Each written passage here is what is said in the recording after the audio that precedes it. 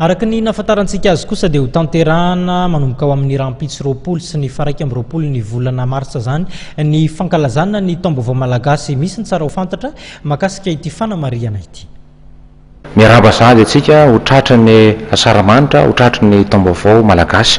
Voalohany indrindra aloha dia ny zavatra efa fantatsika efa misy ny fankalazana manerana an'izao tontolo zao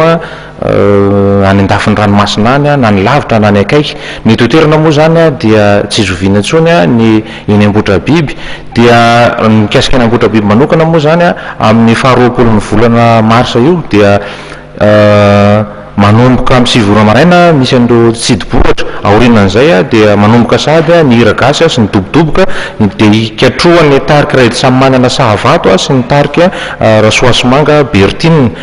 dia mitoy ny fandretana afitsomaty avy eo ary dia mitoy ny lanonana ny hiragasy mandraparivany andro misy ny atao hoe ny totorebiky ny taom-baovao malagasy mandritry ny alina mandramaraina ao anatin'ny afitsomaty. Ny apitsomaraina zany hoe ny sabotsy faraiky amin'ny roapolon'ny volana marsa manomboka amin'ny 7 ora manodidina amin'ny 7 amin'ny folo eo dia manangana ny sainam-pirenena aorinan'izay ireo kabary samihafa mandeha ny fahafirano ny tatao ny zara asina ary ao anatin'izany rehetrarehetra zany dia elanelany ny tarika hiragasy anankiroa dia tsy iza fa ny tarika